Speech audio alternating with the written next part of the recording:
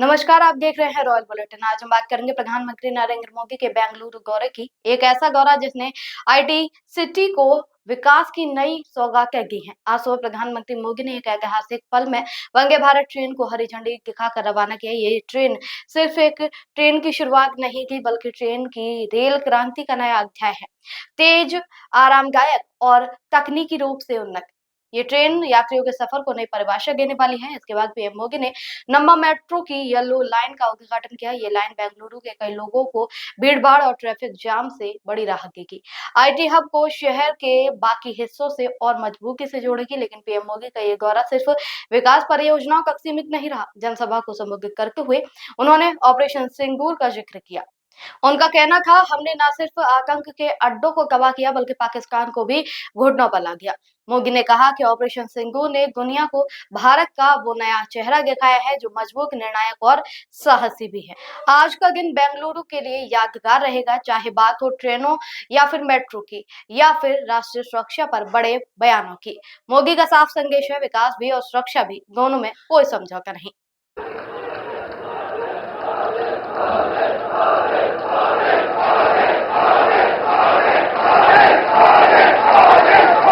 नमस्कार।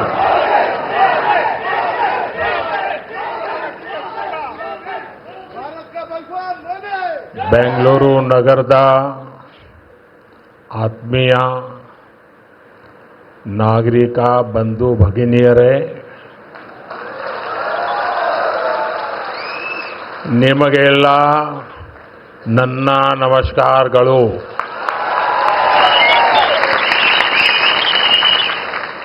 कर्नाटक के गवर्नर श्री थावरचंद गहलोत जी, मुख्यमंत्री सिद्धरामैया जी, केंद्र में मेरे सहयोगी मनोहर लाल खट्टर जी, एचडी कुमारस्वामी जी, अश्विनी वैष्णव जी, वी सोमन्ना जी, सुश्री शोभा जी, उप मुख्यमंत्री डीके शिव कुमार जी, कर्नाटक सरकार में मंत्री वी सुरेश जी, नेता विपक्ष आर अशोक जी, सांसद तेजस्वी सूर्या जी, डॉक्टर मंजुनाथ जी, एमएलए विजेंद्र येडियुरप्पा जी और कर्नाटका के मेरे भाई और बहनों, कर्नाटका की धरती पर कदम रखते ही अपनापन सा महसूस होता है। यहाँ की संस्कृति, यहाँ के लोगों का प्यार और कन्नड़ा भाषा की मिठास दिल को छू जाती है। सबसे पहले मैं बेंगलुरु शहर की अधिष्ठात्री देवी अन्नम्मा ताई के चरणों में प्रणाम करता हूं।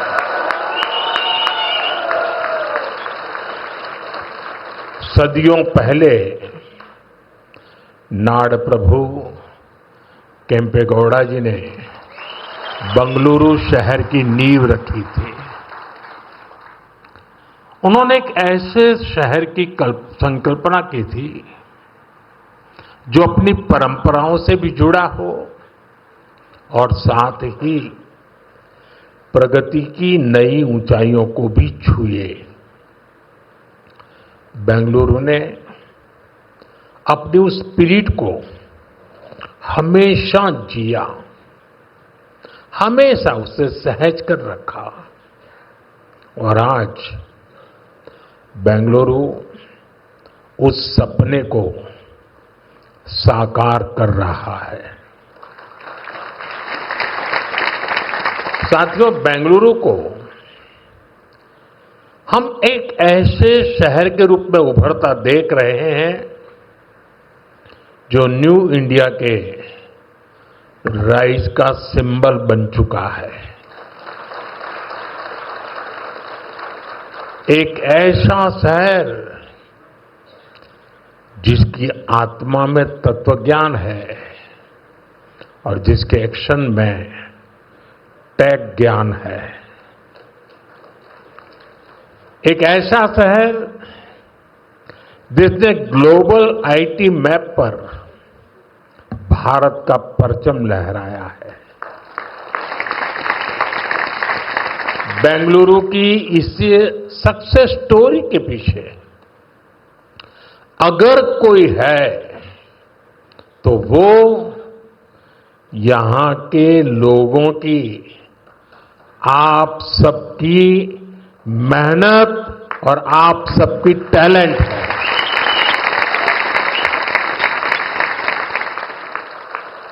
फ्रेंड्स, 21वीं सदी में अर्बन प्लानिंग और अर्बन इंफ्रास्ट्रक्चर हमारे शहरों की बहुत बड़ी आवश्यकता है। बेंगलुरु जैसे शहरों को हमें भविष्य के लिए भी तैयार करना है। बीते समय में बेंगलुरु के लिए भारत सरकार की तरफ से हजारों करोड़ रुपए की योजनाएं शुरू की गई हैं। आज इस अभियान को नई गति मिल रही है। आज बेंगलुरु मेट्रो येलो लाइन का शुभारंभ हुआ है। मेट्रो फेज 3 की आधारशिला भी रखी गई है। साथ ही देश के अलग अलग हिस्सों के लिए 3 नई वंदे भारत ट्रेनों को हरी झंडी भी दिखाई गई है। बेंगलुरु से बेलगावी के बीच वंदे भारत की सेवा शुरू हुई है। इससे बेलगावी के व्यापार और टूरिज्म को बढ़ावा मिलेगा। इसके अलावा नागपुर से पुणे और श्री माता वैष्णो देवी कटरा से अमृतसर के बीच भी वंदे भारत एक्सप्रेस शुरू हुई है। इससे लाखों श्रद्धालुओं को लाभ होगा, पर्यटन को बढ़ावा मिलेगा। मैं इन सभी प्रोजेक्ट्स के लिए वंदे भारत ट्रेनों के लिए बेंगलुरु, कर्नाटका और देश के लोगों को बहुत बहुत बधाई देता हूं। साथियों, आज ऑपरेशन सिंदूर के बाद मैं पहली बार बेंगलुरु आया हूं।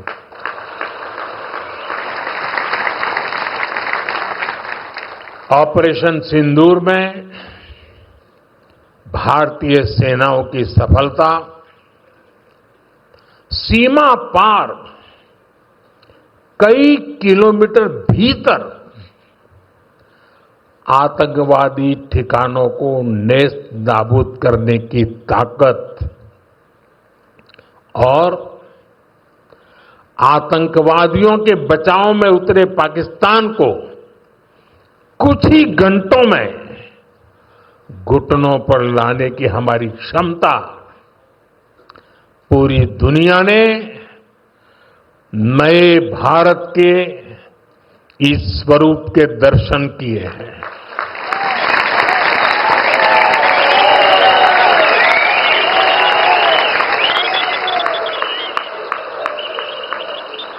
ऑपरेशन सिंदूर की सफलता के पीछे बहुत बड़ी वजह हमारी टेक्नोलॉजी और डिफेंस में मेक इन इंडिया की ताकत है।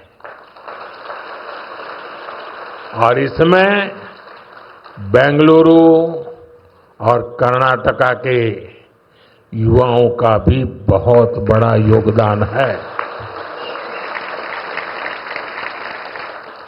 मैं इसके लिए भी आज आप सभी का अभिनंदन करता हूं। साथियों, आज बेंगलुरु की पहचान दुनिया के बड़े सिटीज के साथ होती है। हमें ग्लोबली कॉम्पीट भी करना है, इतना ही नहीं, लीड भी करना है। हम तभी आगे निकलेंगे जब हमारे शहर स्मार्ट होंगे, फास्ट होंगे, एफिशिएंट होंगे। इसलिए आज मॉडर्न इंफ्रा के लिए प्रोजेक्ट पूरे कराने पर हमारा इतना जोर है। आज आरवी रोड से बोम्मा संद्रा तक येलो लाइन शुरू हुई है। ये बेंगलुरु के कई अहम एरियाज को आपस में कनेक्ट करेगी। बसवनगुड़ी से इलेक्ट्रॉनिक सिटी तक ये सफर में भी अब सब कम समय लगेगा। इससे लाखों लोगों के जीवन में ईज ऑफ लिविंग बढ़ेगी, ईज ऑफ वर्किंग बढ़ेगी। साथियों, आज येलो लाइन के लोकार्पण के साथ ही हमने फेज 3 यानी ऑरेंज लाइन का भी शिलान्यास किया है। जब ये लाइन शुरू होगी तो येलो लाइन के साथ मिलकर डेली 25 लाख पैसेंजर्स को फैसिलिटेट करेगी। 25 लाख पैसेंजर। ये बेंगलुरु के ट्रांसपोर्ट सिस्टम को एक नई ताकत देगी, एक नई ऊंचाई देगी। साथियों, बेंगलुरु मेट्रो ने देश को पब्लिक इंफ्रास्ट्रक्चर डेवलपमेंट का एक नया मॉडल भी दिया है। बेंगलुरु मेट्रो कई अहम स्टेशनों के लिए इन्फोसिस फाउंडेशन, बायोकॉन और डेल्टा इलेक्ट्रॉनिक जैसी कंपनियों ने पार्ट फंडिंग की है। सीएसआर के इस्तेमाल का ये मॉडल एक बड़ी प्रेरणा है। मैं इस अभिनव प्रयास के लिए कॉरपोरेट सेक्टर को बहुत बहुत बधाई देता हूं। साथियों, आज भारत दुनिया की फास्टेस्ट ग्रोइंग मेजर इकोनॉमी है। पिछले 11 इयर्स में हमारी इकोनॉमी 10वें नंबर से टॉप 5 में पहुंच गई। हम बहुत तेजी से टॉप 3 इकोनॉमी बनने की ओर आगे बढ़ रहे हैं। ये स्पीड हमें कैसे मिली है? ये स्पीड हमें रिफॉर्म, परफॉर्म, ट्रांसफॉर्म की स्पिरिट से मिली है। ये स्पीड हमें साफ नीयत और ईमानदार प्रयासों से मिली है।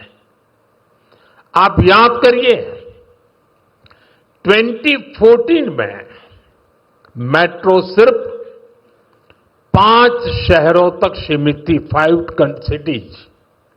अब 24 सिटीज में 1000 किलोमीटर से ज्यादा मेट्रो नेटवर्क है। भारत अब दुनिया का तीसरा सबसे बड़ा मेट्रो नेटवर्क वाला देश बन गया है। 2014 से पहले लगभग 20,000 किलोमीटर रेल रूट का इलेक्ट्रिफिकेशन हुआ था। यानी देश आजाद होने से 2014 तक हमने पिछले 11 इयर्स में ही 40,000 किलोमीटर से अधिक रेल रूट पर इलेक्ट्रिफिकेशन किया है।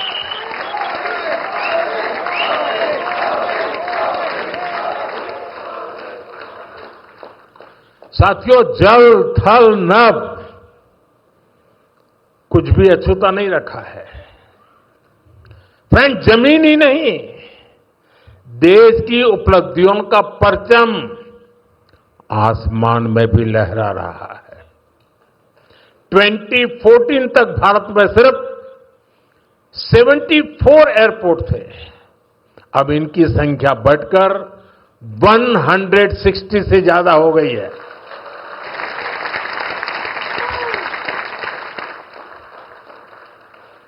नभ की सिद्धि, थल की सिद्धि और जल की भी वाटरवेज का आंकड़ा भी उतना ही शानदार है। 2014 में सिर्फ 3 नेशनल वाटरवेज ऑपरेशनल थे। अब यह संख्या बढ़कर 30 हो चुकी है। साथियों, हेल्थ और एजुकेशन सेक्टर में भी देश ने एक बड़ी जंप लगाई है।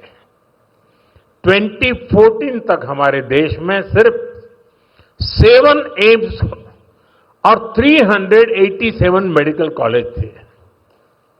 अब 22 एम्स और 704 मेडिकल कॉलेज लोगों की सेवा में जुटे हैं। बीते 11 साल में देश में मेडिकल की 1 लाख से ज्यादा नई सीटें जुड़ी है।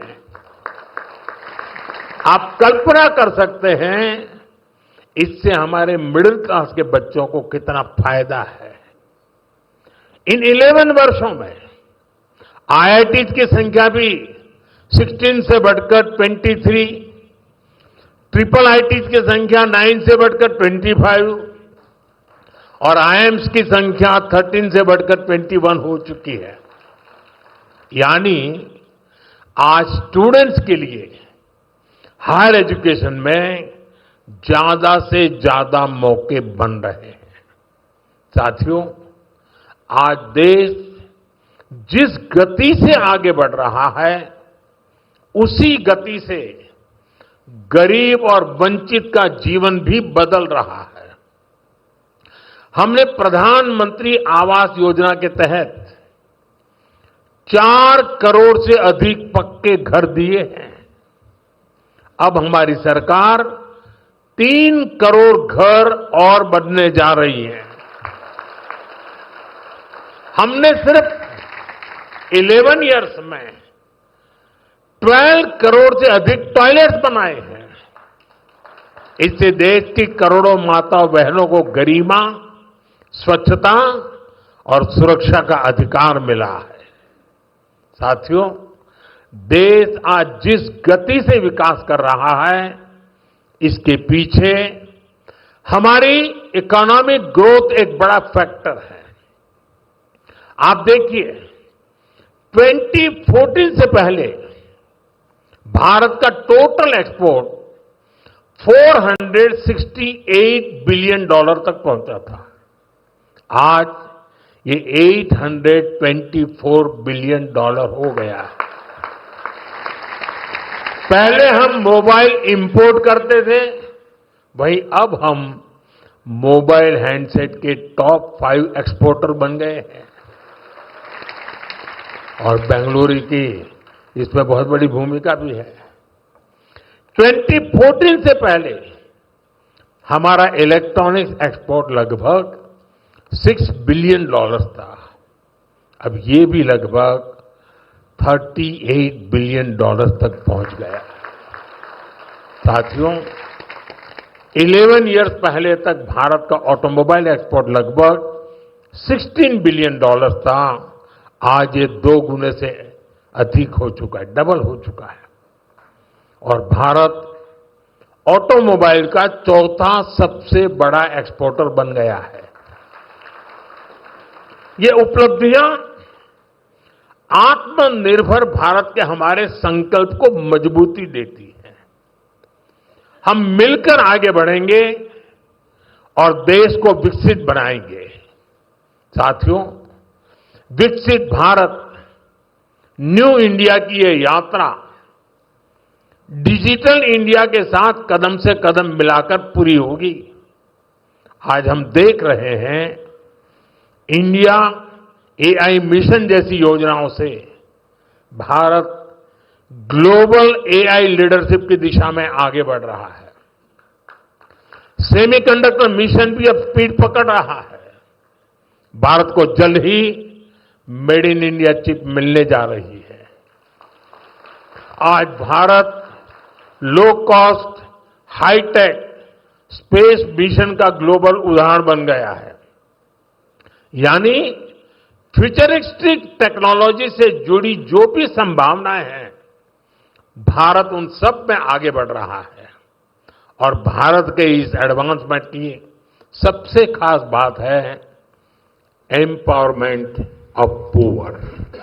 आप देखिए, आज देश में डिजिटाइजेशन का दायरा गांव-गांव तक पहुंच चुका है।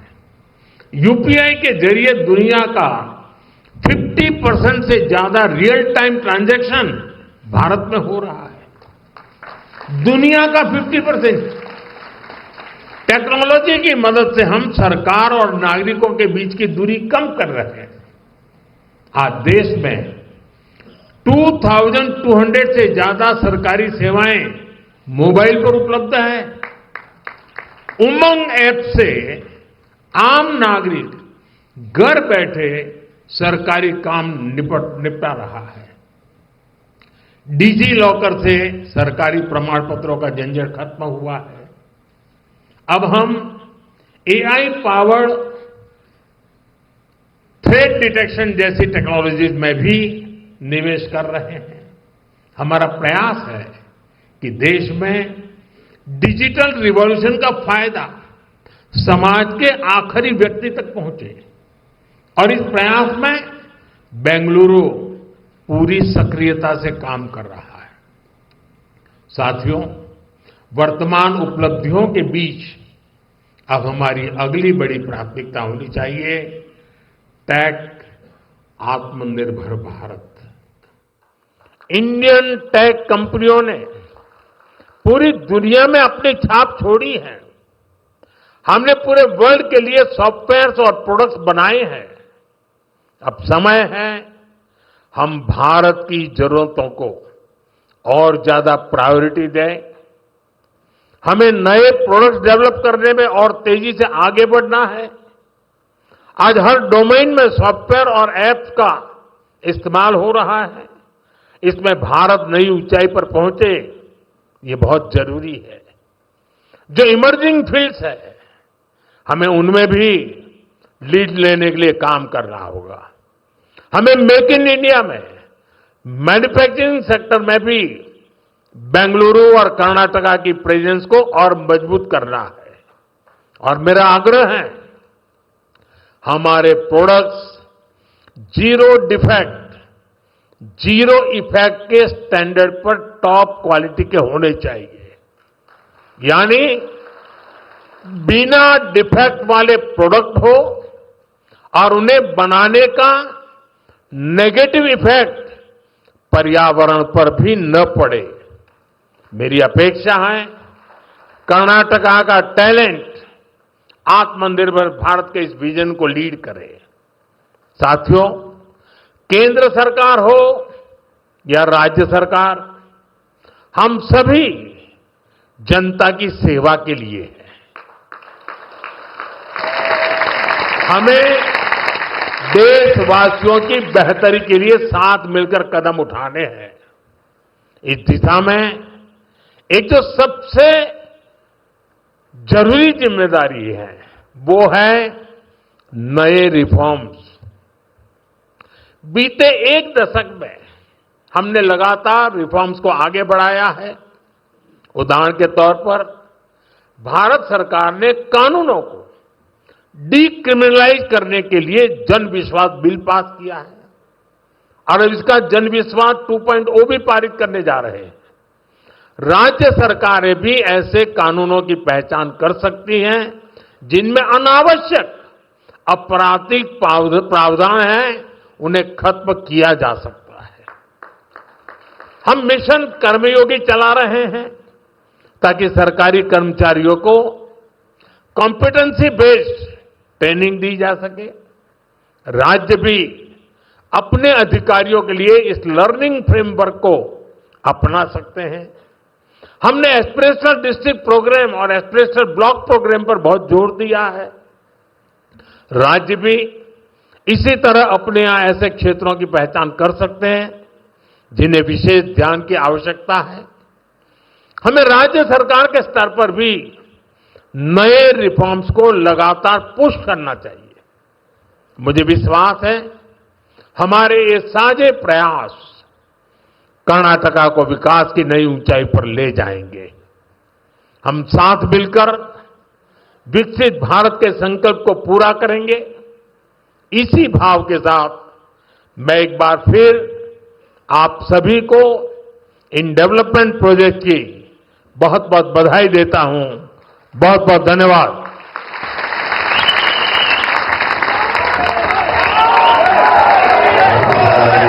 Narendra Modi ji has called upon the entire citizens of दोस्तों, अगर आपको हमारी ये रिपोर्ट पसंद आई हो तो हमारे चैनल रॉयल बुलेटिन को लाइक करें, शेयर करें और सब्सक्राइब करना ना भूलें। नमस्कार।